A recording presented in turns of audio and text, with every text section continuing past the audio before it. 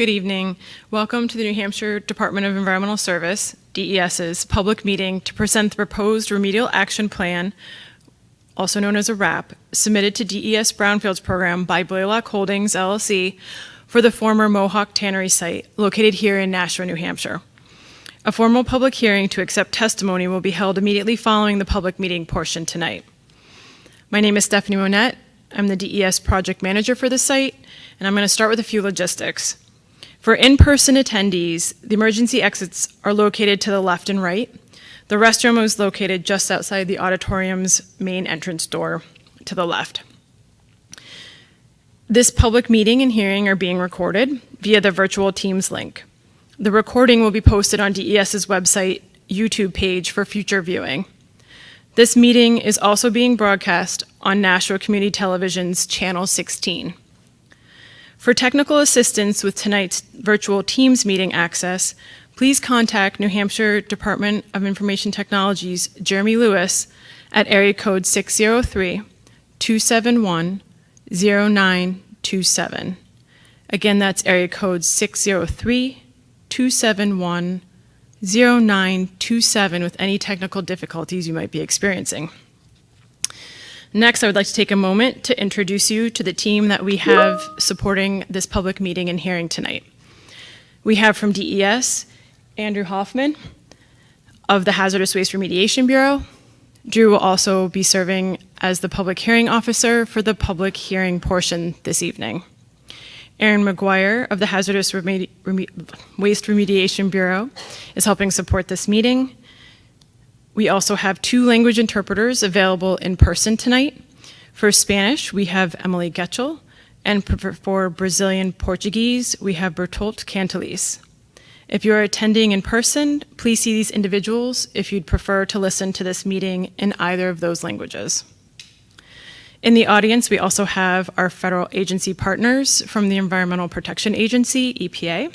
We have Ian Clark, Remedial Project Manager, Valerie Jurgens, Remedial Project Manager for the site.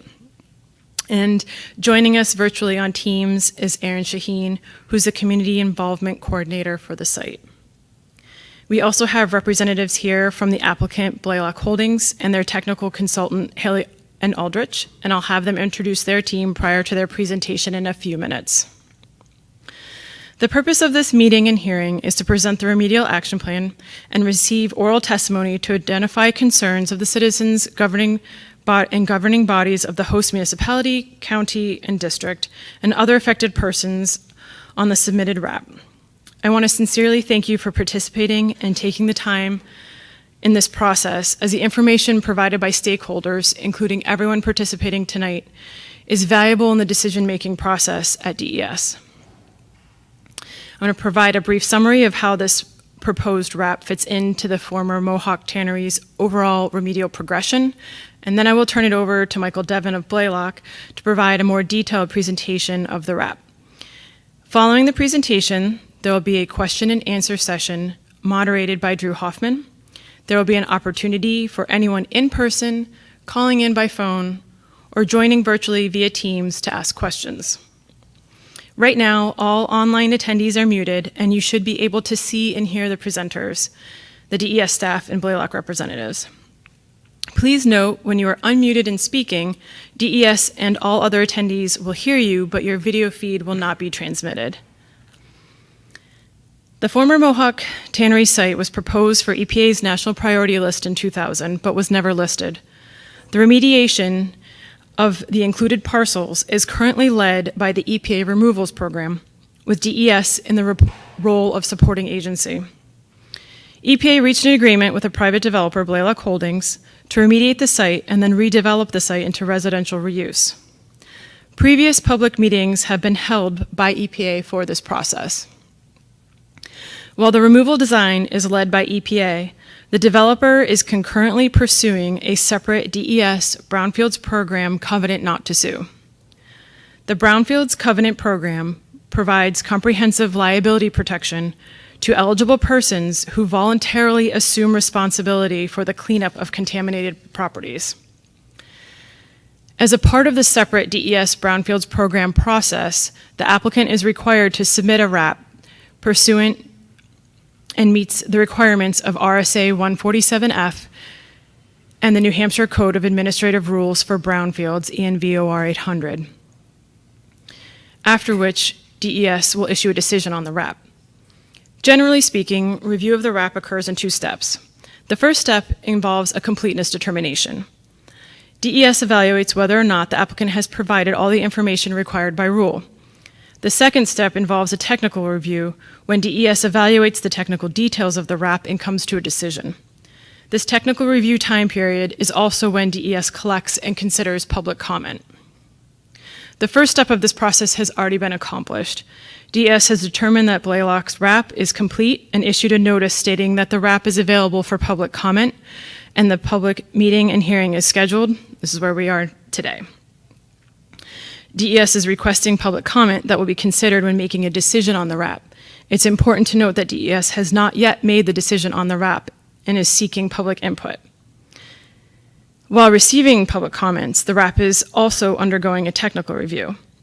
During technical review of an application such as this, DES looks at the requirements specified in the New Hampshire Brownfields and Oil Remediation Rules for contaminated sites, including siting, design, construction, operations, and maintenance.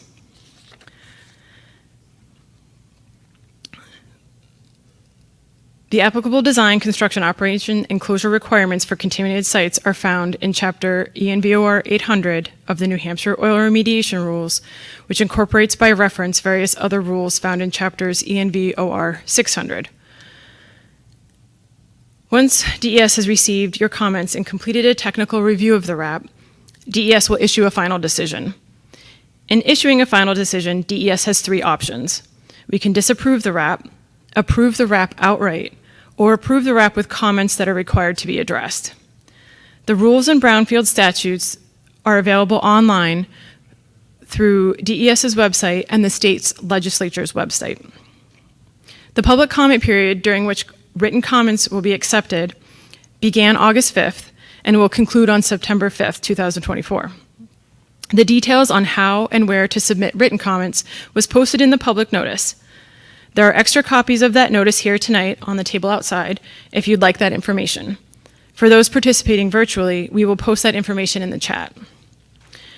And now I'm going to turn the meeting over to Michael Devon of Blaylock and his consultant, Haileen Aldrich, for the next portion of our evening, the presentation of the Remedial Action Plan.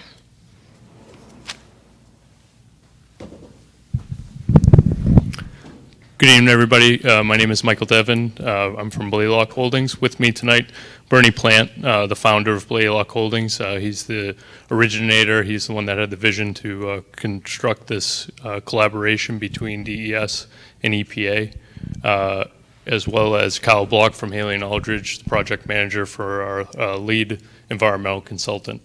I touched upon this, but this work that we're doing at Mohawk on the 40th year since it was shut down in 1984 is taking a gargantuan effort from partners from all levels of government. EPA's here. DES is obviously hosting this event.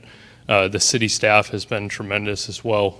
We have people in involvement with the New Hampshire Business Finance Authority, the National Housing and Redevelopment Authority. The list goes on and on for the amount of people that are putting in the work to make this happen. For instance, Stephanie, she just joined a technical meeting on a camping trip with her family, leaving vacation to make sure that she didn't miss anything that was going on in Mohawk. So the level of diligence and carefulness that people are putting into making sure that this is done well is tremendous and sort of awe-inspiring from a person that's involved. As most of you in the room and online will know, the Mohawk Tannery site sits in a great location. It's adjacent to the National River, right across the river from Mine Falls Park. And it's, if you head east off the site down the Veterans Memorial Parkway, you'll arrive at downtown Nashua. The site consists of 4 parcels of land, 3 main parcels. We have the city right-of-way parcel, which is now under agreement with the city for us to purchase, the Fimble Door parcel, as well as the Mohawk parcel. And then there's a small sliver of land, 2/3 acre, that the Tamposi family owned that's also under contract. All these parcels of land, once we have approval from the EPA to proceed with the remediation, will be closed at the same time, but all are under contract currently. As an overview, Blaylock Holdings is partnered in taking the risk and investing a tremendous amount of money in this effort because we have a vision for what the site will eventually be. The purpose of tonight's meeting is not to go over this, but it's important for you all to know what the end goal is. So tonight we would just ask that you keep your comments restricted to remedial action, but just as an overview, it's contemplated that we will have 546 homes consisting of apartments, condominiums, green space that will be donated to the city, as well as residential recreation area sitting on top of the containment area. Once the site is cleaned up and is out of the 500-year floodplain, it will be repurposed for residents of the community to utilize that area for passive recreation. In addition, there will be a series of access points for neighbors in Fairmont Heights and Little Florida, as well as the greater community, to access the site and enjoy some of the public amenities that are contemplated, including a canoe kayak launch, a river walk, and a pedestrian bridge that's been a part of the city's recreational plan since the 1970s. As I touched upon, there is a tremendous amount of work from multiple agencies and people much smarter than me to make sure that this is done well. Once we actually begin the remediation, there will be a structure in which the contractor charter currently will do the construction work. They'll have their own site supervision. Blaylock will also be there, project coordinating, supervising, charter, the remediation contractor. Bernie Plant and Lloyd Geisinger, who's not here tonight, have decades and decades of experience in construction and management. So we have a good team for that. Haley Aldridge will be the developer's engineer, providing construction administration to make sure that what's happening on the ground is what was planned. And of course, the agencies will be providing oversight, EPA, DES, and third-party engineer Sanborn Head. With that, I'm going to turn it over to Kyle from Haley Aldridge.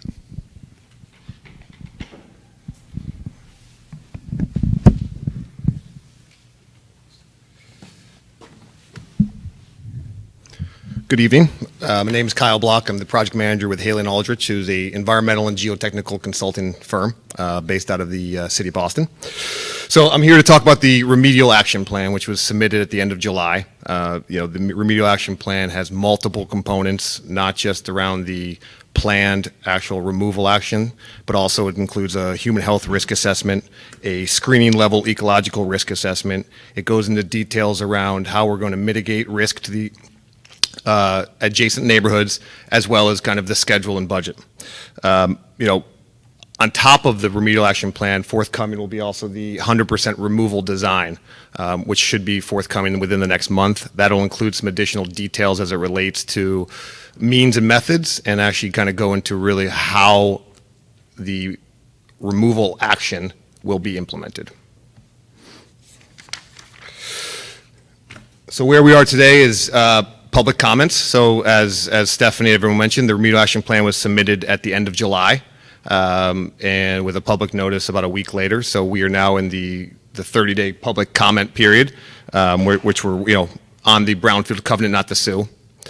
As we kind of move through the process, the next process will be us actually implementing the remedy, which we're looking to do later this year. And I'll get into a little more details about what that remedy is further on in the presentation. One of the final stages is getting a final sign-off from DES, EPA. This is, what I call this kind of a punch list item, similar to if you're, redeveloping your home. This is where we're going to want to get our final approval. This is, many people go through the process. We'll have a pretty significant confirmation sampling at the end of the day to confirm that the remedy that we've implemented is both protective of the human health and the environment, because it is going to be quite a bit of earth moving, and it will go through a pretty substantial checks and balances process in order to achieve that final approval and sign off from both EPA and DES. And then once that approval is actually obtained, Blaylock will obviously not own the property forever. So the major parts of the remedy will be transferred to a trust. This trust has financial assurance. It has a backing in the event that something catastrophic happens to the remedy long term.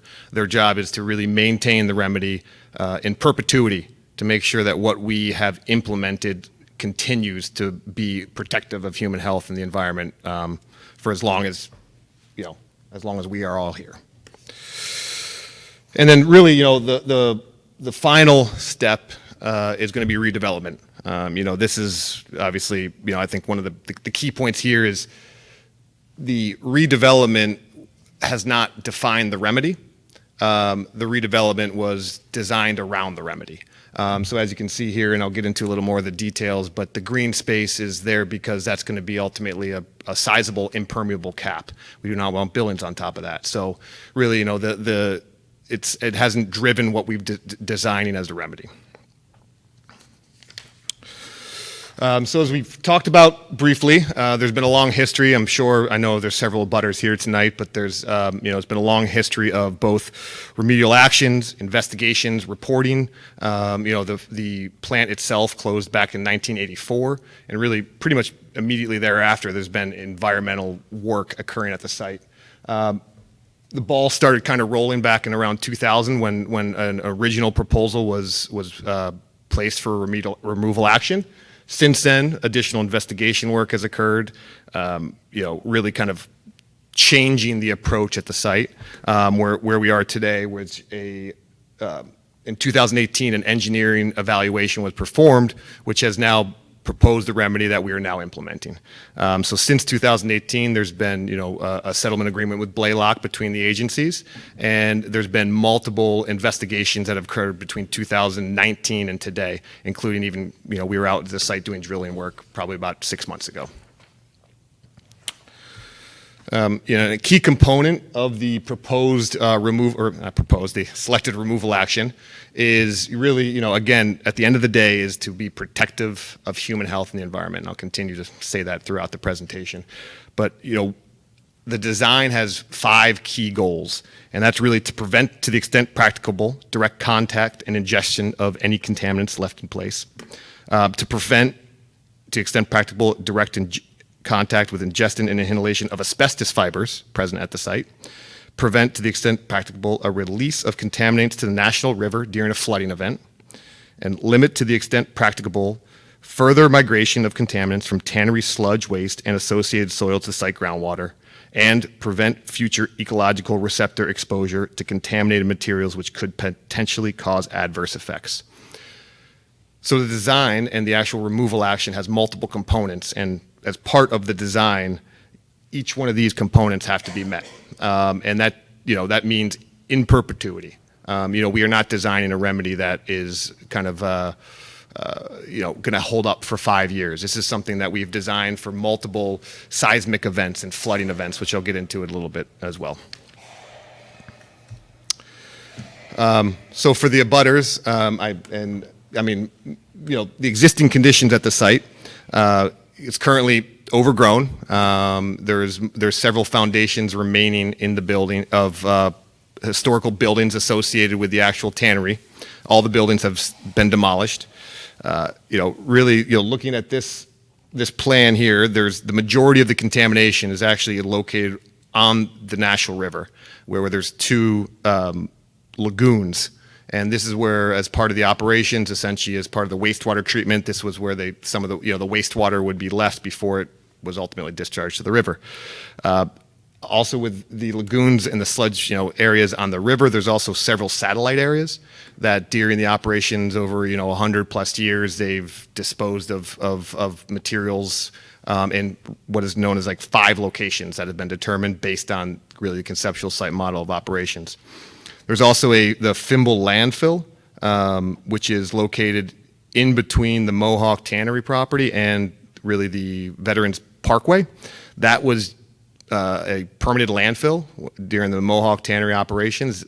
About roughly 20,000 cubic yards of sludge waste was put in there with a liner and then capped back in the 1990s. And then on top of that, there's also, as you can see in the red outline along the parkway, there is asbestos waste. Some of that asbestos waste has been placed there illegally, while others have been placed there as part of the redevelopment of the Veterans Memorial Parkway, which again, there's a lot of asbestos located there that was dug up, placed into an asbestos-lined landfill, and that is one item of this the existing site conditions too. I'm not going to get into the chemicals, but really the chemistry and the chemicals that are impacted at our site are really in the majority of just the sludge lagoons. This is not widespread across all 40 acres, and there has been multiple investigations throughout the years to determine where that contamination is located. So getting into the actual EPA and DES plan. There's four main elements to the plan, and it's essentially the excavation of the contamination, the consolidation of the contamination, encapsulation of the contamination, and then as I've mentioned, the long-term maintenance, and make sure that what that is implemented is there to stay.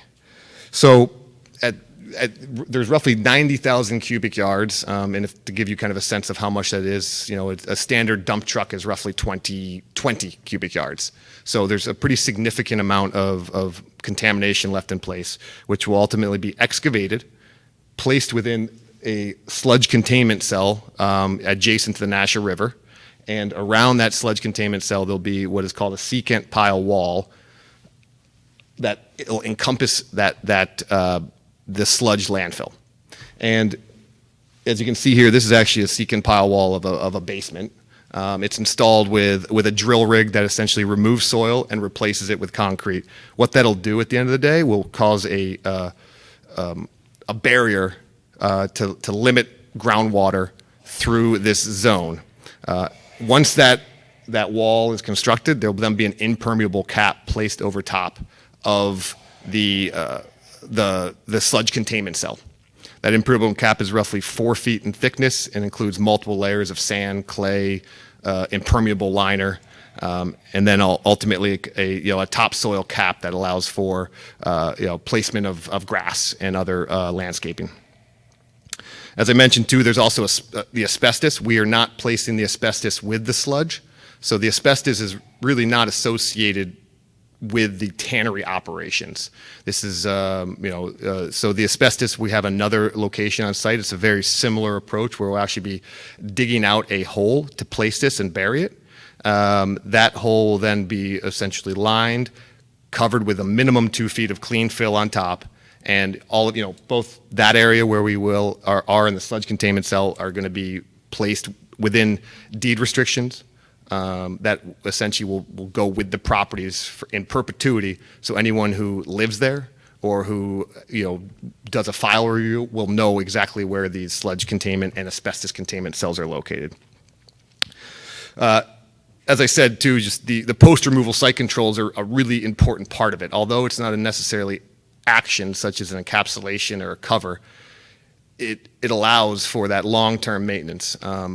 The last thing we want is to basically put a cap on top of this remedy, then a giant tree grows and the roots go through the cap.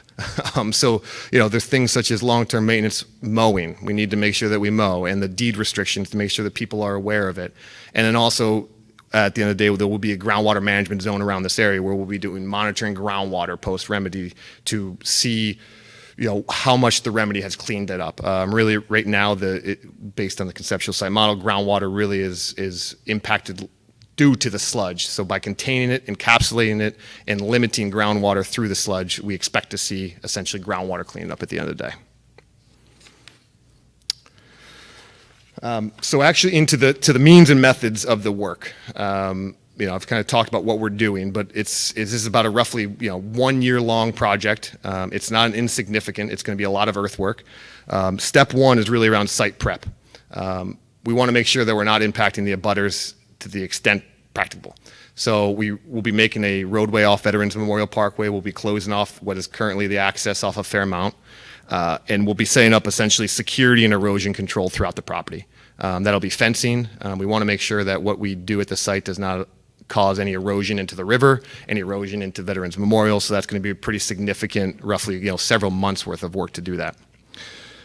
One of our first focuses is going to be moving the asbestos off of, if you recall from the figure, on kind of around the Veterans Memorial Parkway. We'll be removing that asbestos, placing it in the containment cell, and then essentially stabilizing that placement of material. That allows us to essentially use the northern portion of the site for laydown areas, for and kind of staying away from the adjacent neighborhoods as much as we can. From there, we'll move into the soil and sludge excavation, which is really probably, we'll be moving basically from north to south as we work our way across the site. As part of that effort too, we'll be placing this material into the lagoons adjacent to the river. And if you think of the sludge, it's jello. It's not soil. It doesn't have a very good stable process, so it will have a pretty significant consolidation. So essentially, when we place it, there is time that we need to wait before we kind of move forward with what we call the cap to cover that up. That allows for the material to settle. We can speed that up by placing heavier soil on top, but that will be roughly a several month process, and it'll be kind of built into the ongoing work that we're doing at the site. So it's going to be removal of sludge, placement of some soil, removal of sludge, placement of some soil as we kind of work our way across the site. At the end of the day, this is a pretty significant earthwork project. Elevations at the site vary greatly, so we're going to be using a lot of the clean soil, which we'll be sampling along the way to make sure that it is clean, to covering the sludge, and at the end of the day, covering the site. And then, one of the items we'll be doing is really constructing a containment cell, likely in 2 phases. The first phase will be near the start of the project. It'll be along the Nashua River. We want to make sure that what we place there stays there and does not go into the river. So this will be a structural wall. It'll have steel beams down to either the natural soils or bedrock, and it's going to be installed at the early phases to allow for us to place that sludge within the containment cell and raise the elevation. We on top of that containment and the secant wall, there'll also be a retaining wall that will roughly go up to elevation 137, which I'll get into reason why we picked that elevation in a little bit. And then, once we are all completed, we'll essentially complete that cap on the eastern side. Once we have all the sludge placed in there, complete the wall on the eastern side. And then at that point in time, once we've determined that there's significant consolidation, the ground is now stable, we'll then place that impermeable cap on top. That really is going to be the final phase before we, walk away from the site and deem it ready. And then, as I mentioned, we are one of the key parts of the remedy is we've been working with Blaylock and their proposed plan. At the end of the day, whatever's redeveloped there, we don't want them digging into the cap. We don't want them digging into asbestos soils. We don't want them moving contaminated materials. So we are leaving elevations at several feet below foundations so they can come in and work and clean soils. We're leaving it, 5 feet roughly below where utilities are going to go so they can come in and put utility runs in without managing contaminated soil.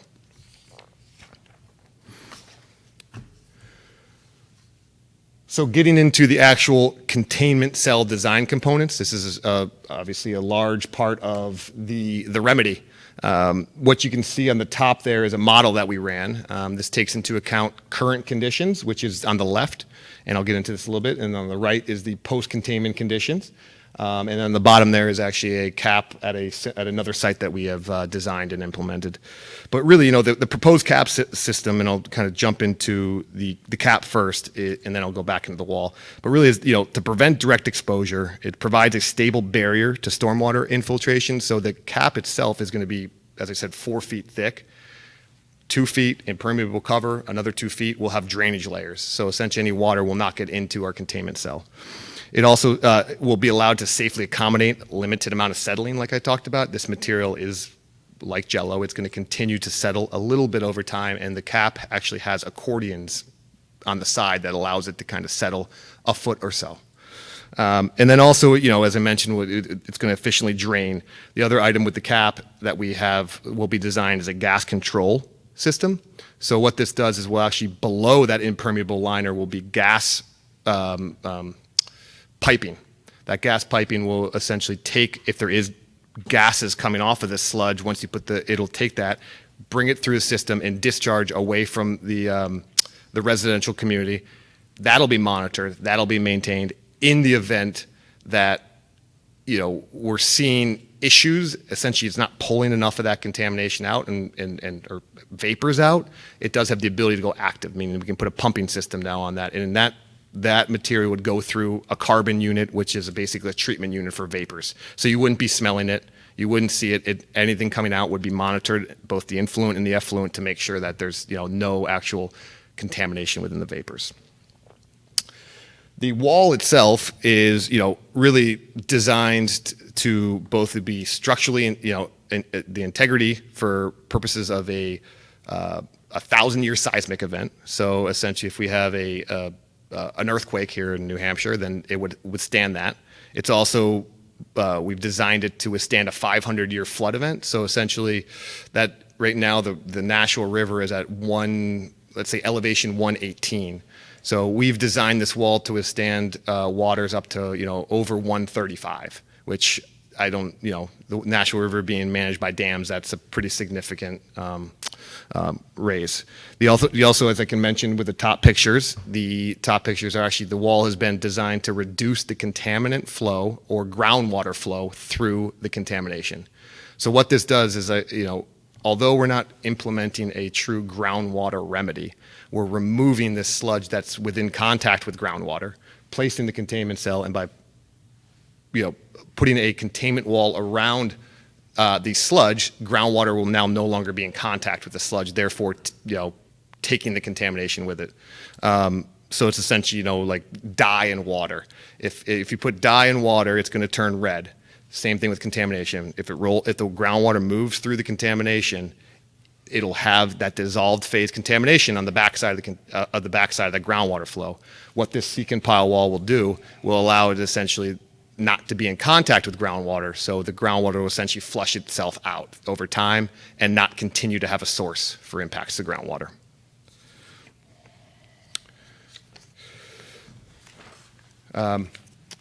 So at the end of the day, one of the most important parts of the remedy is making sure that the neighbors are protected as we implement this. I heard earlier that when operations at the property, or when it was operating, it stunk, and we want to make sure that when we're implementing this, that we're not just making sure that people are safe 10 years down the road, but that they're safe today.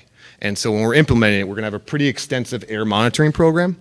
You can see here on the bottom left corner of this slide is actually a dust monitor site that we're currently working at. But we will have both dust monitors and real-time monitors for the contamination of concern, which is hydrogen sulfide, from releasing from the sludge. These will be set up with both alert and action levels. The alert level is at a level that is well below any concern to human health, but it kind of gets it starts pinging our brains and starts to say, oh, well, we better see what's happening. The action level is essentially stop work, we have a problem.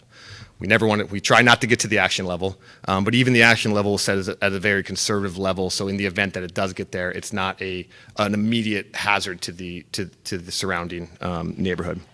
We will be collecting actual samples as well, so we have these real-time monitors, and they're not as strong as actually collection of samples, so they can only tell you so much. So we will be collecting samples throughout the actual work to confirm that what the real-time monitors are telling us coincides with actual laboratory analytical data.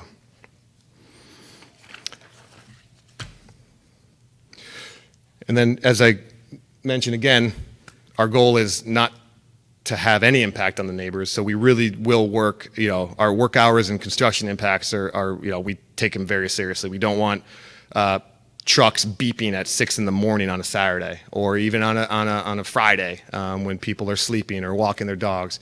So we will make sure that what we're doing at the site is consistent with other construction in the area. We know there's a neighborhood right next door.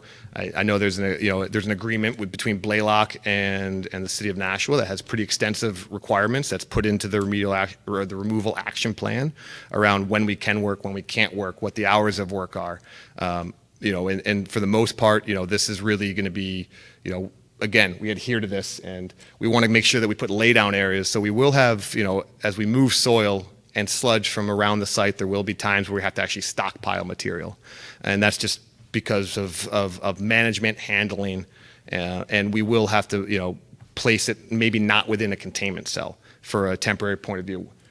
We're going to make sure that any of those laydown areas are well away from property lines. Essentially, we want to. We also don't want to place it too close to the river in the event of storm comes through like it did tonight, which was kind of unexpected. And suddenly we get 2 inches of rain and we have an erosion issue. And then essentially, within the first 30 days of our work, we will implement the road coming off of Veterans Memorial Parkway.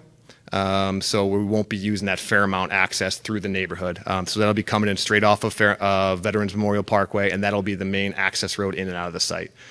We will have access coming in off of Interval and Fairmount at some part during the remedy. That's really going to be around emergency access in the event of something bad happens or there's an issue that we need to get an ambulance down there. That's that route, but we will not be using that as a construction access.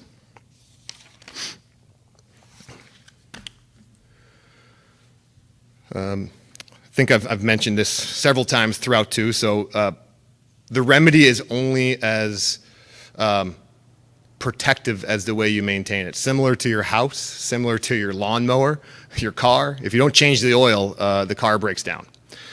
So what we're implementing, the same thing has to be done here. So we have to basically put in land and groundwater use restrictions. These are institutional controls that run with the property. What will we implement with the City of Nashua is a groundwater use overlay district. So that's a zoning ordinance similar to a residential zone or a commercial zone, which will deem this area you cannot use the groundwater for whether that's irrigation, drinking, just any of those. You will not be able to put a well within the boundaries of the site. There will also be deed restrictions on each one of these properties that are going to be, that have been reparceled, and they will essentially run with the property. So in the event that at some point it gets further split up, these deed restrictions will follow no matter how this changes throughout the property. So if you buy a piece of this property, that deed restriction will essentially be part of that package you buy, you sign off to get your mortgage and to purchase a property. So it'll be part of that entire administrative record. And then we'll also have a groundwater management permit in place. And what that requires us to do is that it's basically a notification, a permit saying that groundwater is above certain criteria in the state, and that we'll be having ongoing monitoring of groundwater. Likely to be roughly yearly or twice a year. We'll continue to monitor groundwater to see if it's continuing. It should be stable and or getting better throughout time. That also kind of gives us a red flag in the event that we have an issue with the remedy. If we start seeing increasing concentrations, that would be done as part of the groundwater management.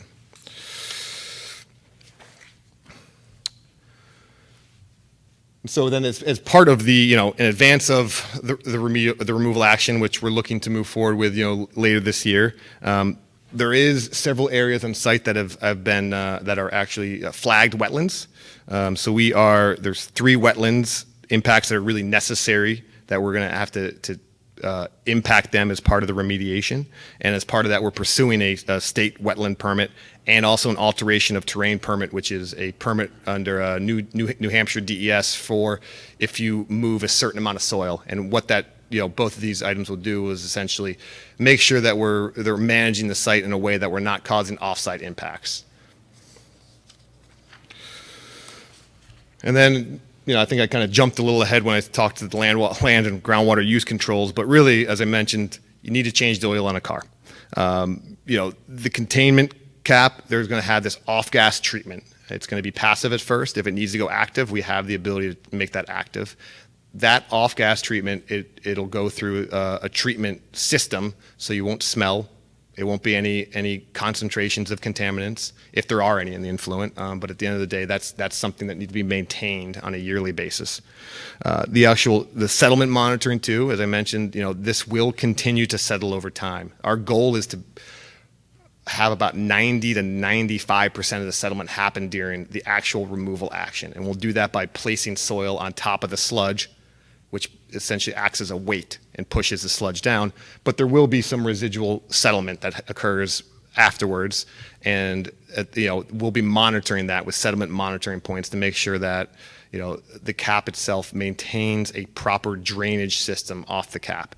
We don't want water ponding. Water adds weight to the top of the cap that's not designed for, and it can potentially cause a rip within the cap.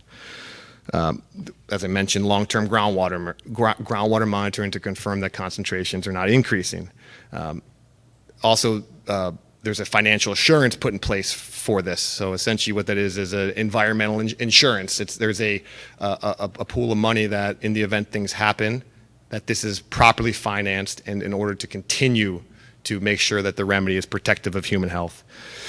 And then, as we mentioned at the start, this will be transferred over to a trust. This trust will manage that financial assurance, manage that bank account, and really be in charge of implementing it.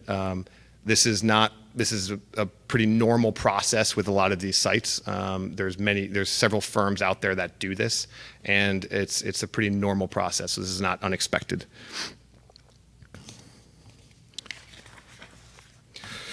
So at the end of the day, where we are today is essentially right there at roughly at the end of number 2. So we have gone through a lot of our design. We've started to put together the removal action plan. Forthcoming will be 100% removal design. And really we're looking to essentially move forward with this remediation work end of this year. So getting out there, starting the site clearing, starting the site access. And then from there, it's roughly about a 12-month long process from the time we put a bucket in the ground to the time we're off site. And then from there, it'll take some time to get sign off. That sign off is done, again, as I mentioned, through confirmation sampling, an extensive confirmation sampling to confirm that the soil we've left in place is clean, as well as significant reporting obligations that DES and EPA will sign off at the end of the day. And then once that is complete and DES and EPA has deemed the site clean or remediated, that's when essentially phase 1 of the construction happens through essentially over quite some time. But that construction cannot start until we have essentially cleaned the site and it's been signed off as completed. So that is all I have today. So I believe it's question and answer time.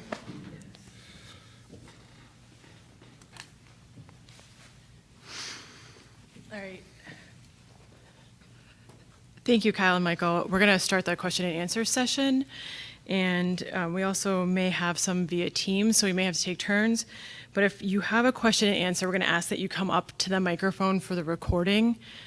So feel free. We're here. Myself, Kyle, and Michael will probably take the majority of them, and Drew is going to moderate them. Does anyone have questions?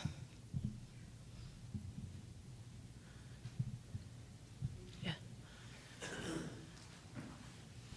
Good evening. I don't know if this is on, but I'm the Alderman for Ward 4, Tom Lopez. I just had some questions about the embankment and how you're going to be studying those. The city is currently working on a project over at French Renaissance Park where we knew we need to be very careful with the embankment, and we've still run into some unforeseen issues. So during the construction process, can you tell me what your plans are specifically to manage the embankment, what times of year you think you're most likely to be working on it, and any kind of plans you've made regarding the weather for that? Yeah, Microphone. Oh, yeah, I'm sorry. Yeah, so as part of the removal action plan, there was actually a scour analysis performed on that embankment, and what was determined was we don't need to do any type of further stabilization as long as we stay off that embankment. So the removal action itself is roughly 50 plus feet from the embankment, and that wall that you see along the Nashua River, really the access for the installation of that wall as well is actually on the inside of the wall too, so we're even roughly 100 feet from the embankment. So our intent is really to kind of stay off that embankment. We're not cutting any trees down. The plan itself was to maintain those trees, maintain the vegetation throughout the remedy. I know this is mostly focused on the environmental work, but is there any coordination or collaboration with Blaylock and any further things they do in the embankment, whether they're adding waterfront amenities or bridges or any of that, that they are going to be able to do so in a manner that doesn't have any implications for what you're installing? Yeah, I think that's probably past when we're gone.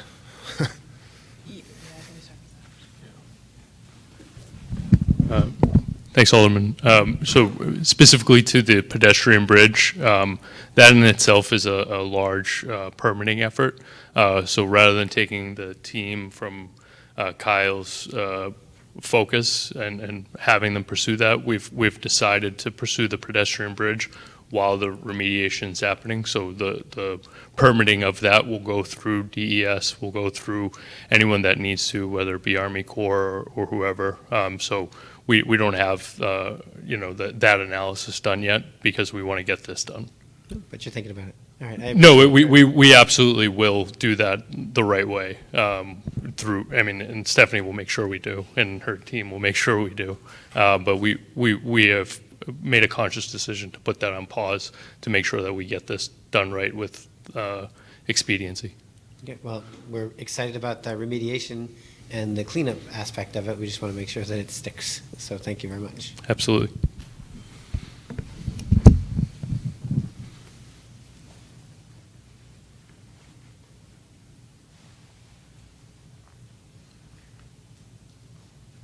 Hi, I'm Sandy Belknap. I'm a resident of Fairmount Street. And my question in hearing, and I know a lot of my neighbors who couldn't be here are concerned about the any toxins, and you talked about toxins emitted during the process and odors. And my concern is right now, if there's something that happens and the neighborhood needs to be alerted, how will that happen?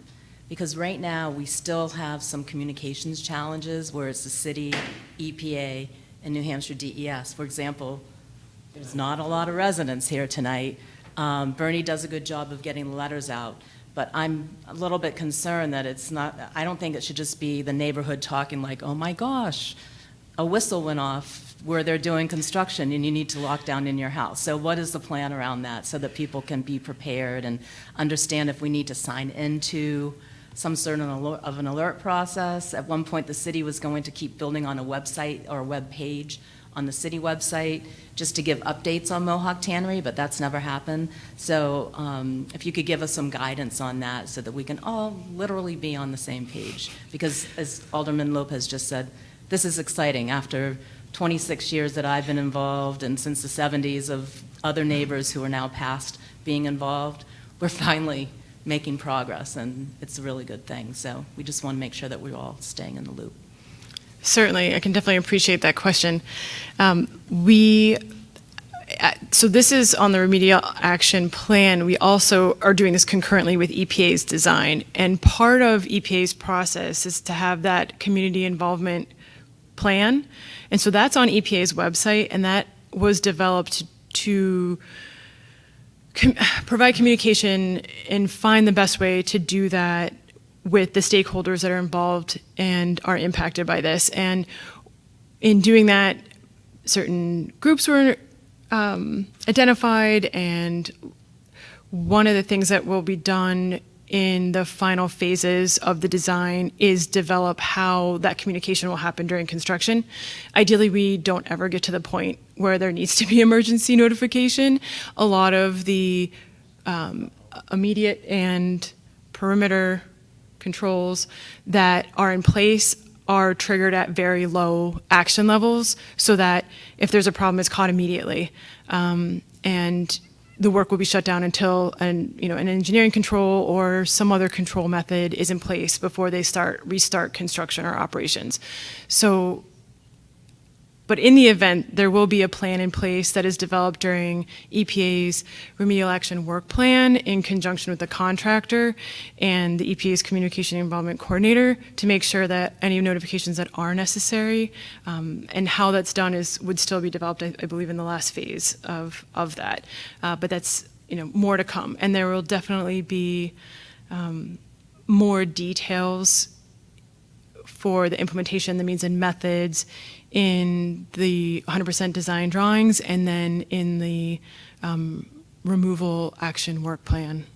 So there will be more communications coming from both DES, EPA, and the city.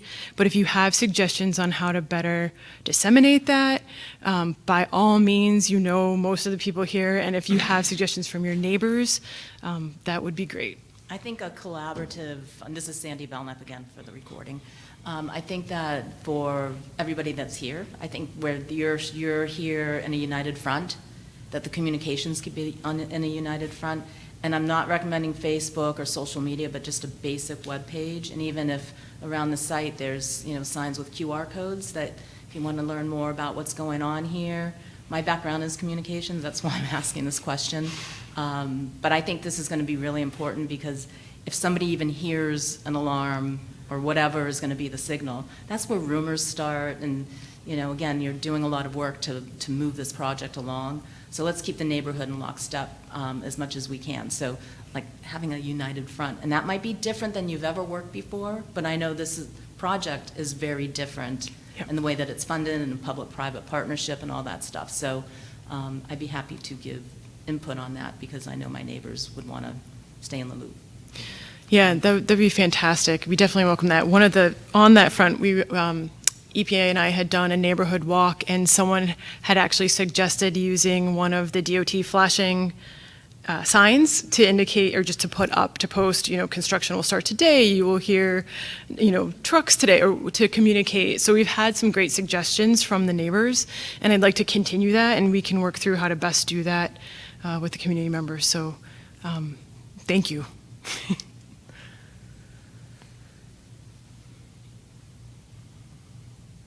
Anybody else?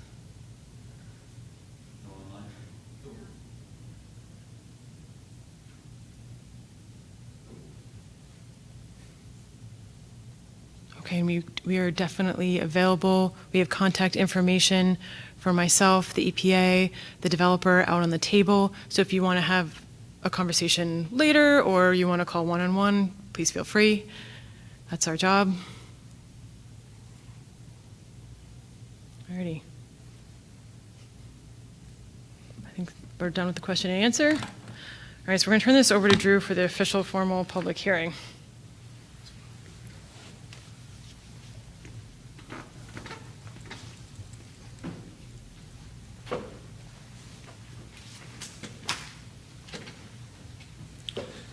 Well, good evening, all. Thank you for coming out tonight. My name's Drew Hoffman. I work as the Federal Site Section Supervisor in the Hazard Waste Remediation Bureau for New Hampshire Department of Environmental Services, and will be serving as the hearing officer tonight. So, I think officially we closed the public meeting, and now we're moving into the public hearing. In public meeting, we have back and forth, we answer questions. Public hearing, we just listen to comments and concerns, and we take them into consideration. More on that as I walk through this, but just to understand the break that we're making here. So I'll be serving as the hearing officer for this tonight's hearing on the remedial action work plan, or the remedial action plan, for the former Mohawk Tannery site located here in Nashua. This hearing is being conducted in accordance with New Hampshire rules and regulations governing public participation in the Brownfields covenant process. For the record, a public information meeting was held with residents of Nashua and the surrounding community immediately before this public hearing. The purpose of the informational meeting was to present the remedial action plan and respond to questions about the plan and the site. The 30-day public comment period began on August 5th and runs through September 5th, 2024. The purpose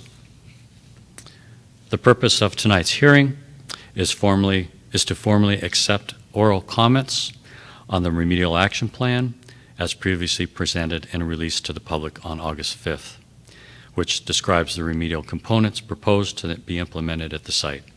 This meeting is being recorded via the virtual Teams link and also digitally recorded with a backup recorder. NHDES nor any other party represented here tonight will be responding to oral comments made during this evening's formal hearing. NHDES will review the transcript of all formal comments received during the hearing and all written comments received during the formal comment period. Comments will be addressed as appropriate in the final remedial design. Formal comments made during the hearing or submitted in writing during The comment period will become part of the official public record, but as previously stated, will not be responded to in writing, but we will be taken into consideration in finalizing the remedial design. The remedial action plan generally includes the following components: excavating and consolidating and encapsulating of approximately 90,000 cubic yards of tannery sludge and contaminated soil, construction of a sludge containment structure covered with an impermeable cap to withstand a 500-year flood event, construction of asbestos-impacted material consolidation cell, and then post-removal site controls will be in place to protect the integrity of the encapsulated areas, prevent use of groundwater, and maintain overall protectiveness. Construction of the remedy is proposed to begin upon property acquisition and access, issuance of all necessary permits, and agency approval of the 100% remedial design document, due for submittal later this fall. Construction is estimated to begin soon thereafter and likely take much of the calendar year 2025 to complete. The agencies will then review completeness of the remedy components and provide approval upon addressing of punch list items if any are identified. Activity and use restrictions, groundwater use controls, and remedy performance monitoring will remain in place for a duration appropriate to ensure remedy protectiveness in the future.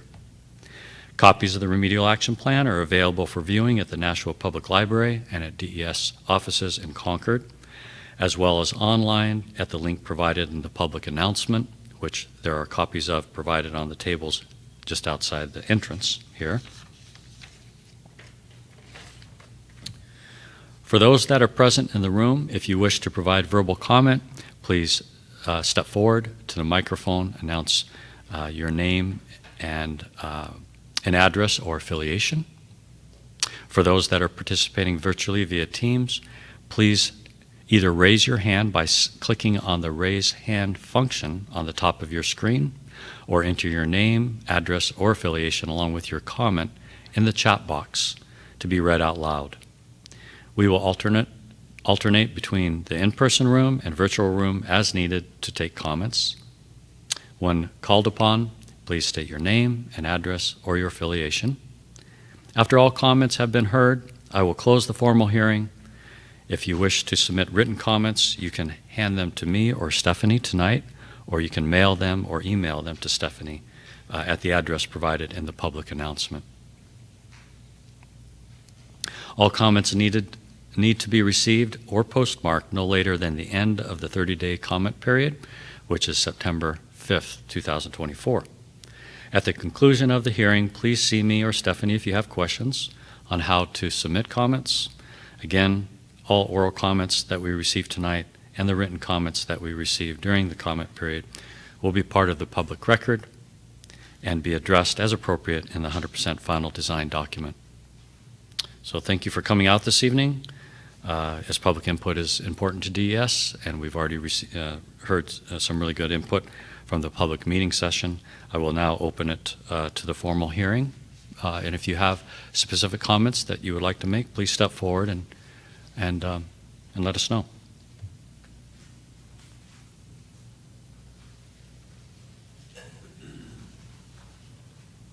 Recognized? Yes. Okay. Please. My name is Tom Lopez. I'm the Ward 4 Alderman. My address is 57 Palm Street, number 104, Nashua, New Hampshire. In the public discussion session, it was communicated to us the scope of the plan, plans for excavation, plans for encapsulation. Frequent monitoring was discussed as well for neighborhood safety during the execution of the encapsulation and excavation, as well as subsequent monitoring that was agreed to in the future, which is much appreciated. This project is long overdue. The progress that we're up to today represents the coalition of a lot of organizations that are working together to execute this project, Blaylock Holdings and the work that they're doing to develop the property, and the efforts of neighbors to make sure that this area is addressed and this need is seen to over many, many decades. The city of Nashua is very, very interested and involved in this project. We want to see it done in an environmentally responsible manner, but also in a way that provides neighborhood peace and livability. We're looking forward to a project that is respectful to the neighbors' needs. As was described in the plan, work hours will take those needs into account. Neighbors have requested to be aware of updates and developments, and a communication plan was requested during the planning session prior to this as well. So we're very enthusiastic about the project and its execution. Nashua is a very involved and attentive community, and we're hoping that this has a very good resolution moving forward. Thank you.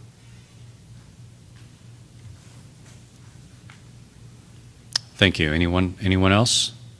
Anybody online? We will give it a minute.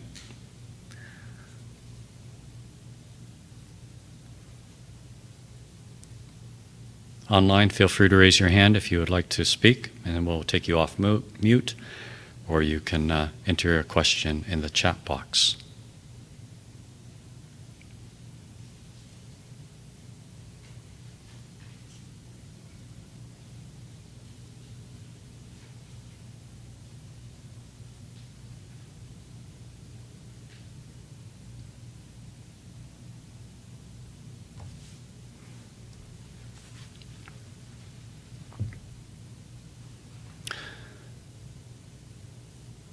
Not hearing any further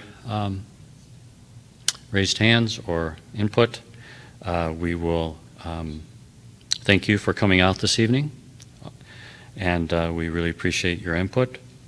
Remember that the public comment period for making written comments closes on September 5th, and now we'll officially close this official hearing. Thank you.